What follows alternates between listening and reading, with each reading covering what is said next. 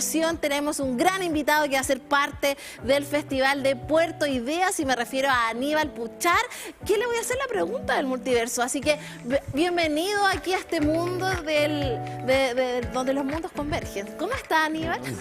Muy bien, muchas gracias, Pamela. ¿Algún fenómeno astronómico que recuerdes que haya marcado tu historia, tu vida? Ah, el cometa Halley. Sí. Claro, era un niño, sí. ¿Qué edad tenías ahí más o menos? A ver, como 10 años, no sé, sí. Muy poco, hace muy sí poco. que lo veía pequeño, se veía un puntito, claro, pero algo se veía. ¿Sí? ¿Y pero cómo fue esa experiencia para ti? Fuimos al Cajón del Maipo con mi padre y con mis hermanos, sí, y vimos ahí. Claro que era en la televisión lo exageraba, ¿no? Entonces uno era un poco... Uno quería ver más. Eres de Santiago. Sí, de Santiago. Y emigraste a Concepción. Sí. ¿Por amor, por estudio? Estudio en la Universidad de Concepción. Muy bien. Y el día de hoy Aníbal nos viene a contar de su participación también en el Festival Puerto Idea, que va a reunir a diversos exponentes en diversas materias que sin duda nos van a entregar conocimientos importantísimos desde la ciencia, desde la oceanografía, desde el arte. Yo creo que es una oportunidad única para que el público pueda conectar con personas que sin duda han generado un impacto en la ciencia. Sí, es una oportunidad muy bonita. Conversaba con los organizadores el tercer año que se realiza. A nivel nacional se ha realizado en varios lugares por un tiempo más largo, pero aquí en la región es el tercer año y se va afiatando una comunidad asociada a este festival que la gracia que tiene es que incorpora distintas miradas, no solamente la ciencia, sino también la filosofía, la cultura, el arte. Entonces eso es positivo porque permite esta interacción que usualmente no se da. Y se está afiatando también con la comunidad, porque la comunidad ya lo reconoce. Esto que también se haga en distintas salas a lo largo de la ciudad es bien bonito. De hecho, lo conversábamos con la ministra Aysén Echeverry, la ciencia, la tecnología, la innovación, el emprendimiento, tienen que ser pilares del desarrollo de nuestro país, ¿cierto?, para avanzar en una mejor economía también. Tú vas a exponer el día sábado y obviamente queremos visibilizar lo que va a ser tu presentación desde el Festival Puerto Ideas. ¿Qué novedades tienes tú para este festival y sobre todo con qué se va a sorprender la audiencia? Bueno, mira, como te contaba, también me tocó participar hace 2 años atrás, y ahí con una colega que es bióloga marina, con Camila Fernández, trabajamos sobre todo el concepto, hablamos y digamos, dialogamos y tuvimos la oportunidad de interactuar con el público sobre el concepto de la crisis ambiental, ¿ya? Y lo que voy a hacer ahora es continuar con esta idea, pero también me he dado cuenta que hay que tomarlo de una mirada más positiva. Es decir, la gente quiere ver soluciones también, ¿no? O sea, porque estamos en una crisis, la famosa triple crisis planetaria, digamos, cambio climático, contaminación, pérdida de biodiversidad. Desastres ambientales. Claro, pero queremos encontrar soluciones, ¿ya? Queremos buscar, ver ese rayito de luz de que hay posibilidades de hacer cosas desde nuestra perspectiva personal, desde nuestra perspectiva de sociedad. Así que he puesto mucho esfuerzo en mi presentación de no traer solo malas noticias, ¿ya? O sea, también traemos noticias positivas de las cosas que estamos haciendo, incluso aquí en la región respecto a la biodiversidad. Es muy importante, de hecho ayer estuvimos con Paz de Geografía, que tienen un proyecto que se llama Sembrando el Cambio, perdón, donde conversamos de cómo los jóvenes también se suman a los cambios, pero desde el accionar y no tanto desde la crítica, sino más bien de hacerse cargo de un problema, enamorarse de ese problema y generar soluciones. ¿Cuál es tu mirada de cómo los jóvenes también hoy en día están asumiendo o tomando esos desafíos? Claro, es que hay un riesgo cuando uno ve tanta noticia negativa, este pesimismo ambiental. De hecho, ¿no es cierto?, está la ecoansiedad, ¿no? Este proceso en que entramos en tal nivel de estrés por el cambio climático que finalmente decidimos, o en realidad no hago nada, total, el mundo ya se va a acabar así, ¿no? Y eso no es lo que tenemos que llegar. Yo creo que tenemos que entrar a pensar cómo el mundo puede optar por sus opciones. Y en ese sentido, claro, la juventud es importante, puede lograr hacer estos cambios, porque de alguna forma también tiene el switch más fácil de cambiar en su cerebro. Ya uno a esta altura ya está con las cosas que tenía de antes, ¿no? Pero la gente más joven puede ir cambiando. Ahora, no hay que achacarle todo a las personas jóvenes, o sea, como sociedad tenemos bastante espacio para movernos, y para eso también hago algunos mensajes ahí directos a la clase política. O sea, Una cosa es que todos hagamos cambios personales. ¿Qué hago yo por el medio ambiente? ¿Qué hago yo por la naturaleza? Ese es el nuevo trato que yo tengo con la naturaleza. La empiezo a mirar como parte de mi vida, como una igualdad con la naturaleza, ¿cierto? Pero también tenemos que pedirle a los políticos que asuman su rol en políticas públicas que vayan a favor de la naturaleza y que vayan en armonía con la naturaleza. Y esa parte también la podemos hacer con el voto, así que es algo importante. De hecho, prontamente vamos a estar en proceso eleccionario en todo el territorio nacional. Tú lo comentabas, la política es fundamental también dentro del desarrollo de soluciones que estén basadas también en la naturaleza. ¿Cuál es el desafío también de la clase política frente a lo que está ocurriendo con las crisis ambientales, los desastres socioambientales y todo lo que impacta de manera negativa en nuestro ecosistema y en la biodiversidad? Yo creo que hay que ser más rápido en la respuesta. O sea, hay que tomar la ciencia, ¿no es cierto? La ciencia te entrega información. No es la información perfecta, nunca la va a hacer, pero entrega información y hay que responder más rápido. Estamos demorándonos mucho en los proyectos de ley, pasan largos tiempos, ¿no es cierto?, en el Congreso, y luego para la aplicación también reglamentos eternos. Finalmente se demora mucho la reacción que estamos teniendo, y los cambios ambientales que vivimos son sumamente rápidos. Entonces tenemos que cambiar ahí el switch, la velocidad con que estamos trabajando. Eso es importante. Y lo otro que busquen maneras creativas de compatibilizar desarrollo y biodiversidad o desarrollo y naturaleza. No son antagónicas, pero hay que ser creativos. No se puede llegar y decir que esto se va a arreglar solo por el libre mercado, esas cosas no van a funcionar. Necesitamos pensar más, necesitamos buscar maneras en que haya una economía más sustentable. De hecho, lo hablábamos con la profesora María José Herrera respecto de la ley de los glaciares que lleva durmiendo en el Congreso 10 años aproximadamente, donde obviamente hay intereses de por medio también que han hecho un lobby importante en esa materia. ¿Qué crees que falta para que el mundo privado con el mundo público puedan conversar y generar de alguna forma un enfoque que permita un desarrollo sustentable, pero que tenga como protagonista la protección de los ecosistemas? Sí, no, yo creo que el mundo privado también tiene que darse cuenta de que no vale la pena simplemente, ¿no es cierto?, amarrarse a sus intereses más específicos, sino que hay que pensar en una globalidad. Como lo decía la ministra hace un rato, o sea, un país que es sustentable, que logra, ¿no es cierto?, ofrecer un paquete productivo al mundo mucho más interesante, mucho más profundo. Un país desarrollado es mucho más competitivo. Entonces yo creo que también me quedo con el lado positivo. Hay empresarios o sea, digamos, empresas que ya están viendo esto como algo importante y están generando políticas de biodiversidad, les están exigiendo a nivel internacional para lograr lanzar sus empresas en el extranjero, en índices económicos como el Dow Jones, le están pidiendo ciertos rangos de políticas de biodiversidad, ciertos estándares, certificaciones, etcétera. Entonces, los académicos tenemos que trabajar con ese mundo, también tenemos como académicos abrirnos, no hacerle el quite al mundo empresarial y empezar a trabajar allí, mucho más fuerte.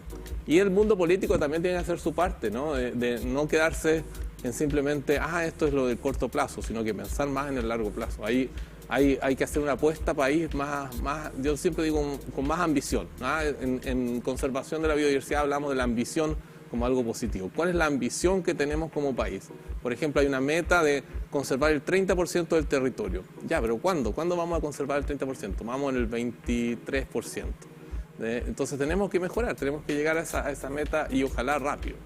Tú hablabas de ambición, ¿cierto? Y nos comentabas que tenías bastantes datos igual positivos dentro de todo lo que es dentro de esta crisis que lamentablemente vivimos como planeta. ¿Cuáles son algunos de esos datos que va a sorprender a la audiencia, ¿cierto?, en el Festival Puerto Ideas? Bueno, hay cosas que se están haciendo, como por ejemplo las soluciones basadas en la naturaleza. Es una palabra muy bonita, pero que tiene que ver con cosas que hacemos de hace mucho tiempo, como la restauración ecológica. Es decir, restaurar, recuperar los ecosistemas, recuperar nuestros humedales, nuestros bosques, plantando especies nativas, cuidando las especies que ya están ahí. Y con eso podemos hacer que estos, por ejemplo, los humedales sean un filtro para el agua, o que los bosques sean una esponja que nos dé agua durante el verano, ¿cierto? Entonces son soluciones basadas en la naturaleza. Esa es una cosa bastante clara que estamos haciendo. Estamos también trabajando fuerte con todo lo que es la lucha contra el cambio climático, los bonos de carbono, todo eso, hay actividades que se están haciendo. Y en el área que yo trabajo en las especies invasoras, ¿no es cierto?, también está el control y manejo de especies invasoras, que son aquellas especies que son más negativas, que realmente están produciendo problemas en la biodiversidad. Y hay experiencias muy bonitas y que se han sido exitosas en islas, en lugares, en áreas protegidas, en que eliminar una especie invasora hace que las especies nativas se recuperen. Cuéntanos de esas investigaciones también que tú has realizado respecto de las especies invasoras, que igual el nombre suena fuerte. Sí, no, sí, sí. Pero no hay que mirarlo así. Pero te la explico muy brevemente. Especies invasoras son aquellas especies introducidas en un lugar que causan algún impacto negativo porque se empiezan a reproducir en la naturaleza.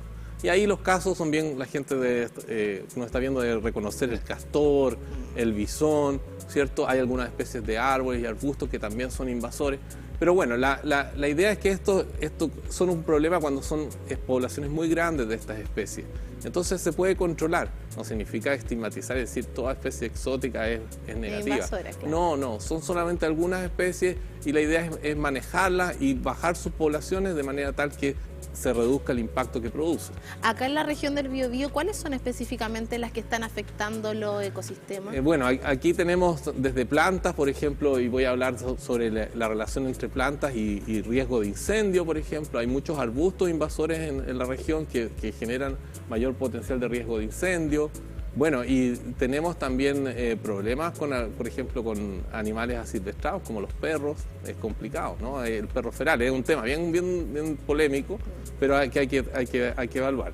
Así que hay varias especies, y el bisón ya está llegando desde el sur hasta acá. El bisón come aves, se come los huevos de las aves, entonces es un mustelio, un animal bastante alargado, así que come casi de todo. Entonces es un predador muy fuerte. ¿Y ahí cuáles son como las medidas de mitigación para controlar esta especie invasora que sin duda generan un impacto importante a la biodiversidad y la preservación de los ecosistemas? Bueno, yo creo que es muy difícil hablar de cada una de ellas, porque cada especie es distinto, ¿no es cierto? Las plantas tienen ciertos mecanismos de control, los animales son ciertos mecanismos de control, todo tiene que ser hecho con mecanismos de control que sean bajo las reglas éticas y condiciones humanas, digamos, en el sentido de que no haya sufrimiento animal, etc. Pero sí hay maneras de controlar estas especies. Y ahí específicamente tú hablas del dilema ético. ¿Cómo se maneja eso también desde la política pública? Eso es interesante porque muchas veces hay debates muy fuertes en biodiversidad porque uno dice, bueno, ¿qué vale más, no es cierto, conservar las poblaciones de especies animales nativas? Y la gente a veces ve, ¿no es cierto?, más al animal que hay que controlar. Bueno, ahí hay que discutirlo, hay que conversarlo, no hay que tenerle miedo al diálogo en la conservación, eso es clave. Lo que hemos aprendido es que mientras más diálogo hay, más participación ciudadana, mejor son y más duraderas son las medidas de conservación. Así que no hay que tener, son para conversaciones profundas, sí, pero no atrincherarse y decir, no, mi especie es mejor que la otra y por eso no quiero hacer nada de esto. No, hay que conversar, hay que sentarse los pros y los contras de cada acción de conservación. Es muy importante lo que mencionas, porque al final cuando se generan estas conversaciones virtuosas en pos de debatir sobre dilemas éticos que afectan nuestro ecosistema, también vamos mejorando como sociedad. Y una de las cosas que a veces da un poco de pena es que las personas no se dan cuenta de toda la biodiversidad que estamos perdiendo. Eso es un dilema ético per se. La gente, por ejemplo, no se da cuenta todo el impacto de estas especies invasoras, por ejemplo, en la biodiversidad. Ve solamente aquella que le interesa más, pero no ve todas las cosas que es como una biodiversidad que no estamos viendo, que se está declinando. Y eso que estamos declinando se está perdiendo, y la pérdida de una especie es para siempre. Entonces hay un dilema ético también, que tenemos que ser los guardianes de la biodiversidad. Como seres humanos somos los principales problemas para la biodiversidad, ¿no es cierto?, pero a la vez tenemos que ser los guardianes de esa biodiversidad.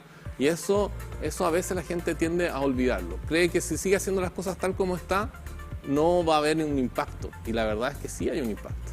¿Qué nos falta como humanidad para ir mejorando, sobre todo en el cuidado del planeta y específicamente, no nosotros, sino más bien las generaciones que vienen, que son el futuro y al final los que se van a hacer cargo de todo lo mal que lo hemos hecho también como generación? O sea, yo creo, mira, sí. Creo que afortunadamente la naturaleza es bastante adaptativa, ¿ya? Logra mejorar, es resiliente, es capaz de de modificarse. Entonces, si tú dices que empezamos a hacer las cosas bien mañana, yo creo que las cosas van a mejorar. No hay problema en ese sentido. Hay capacidad de recuperación. Pero no hay que esperar tanto ese proceso, digamos, de esperar y de estirar, digamos, el chicle lo más posible hasta que estemos en una crisis ambiental, ¿ya?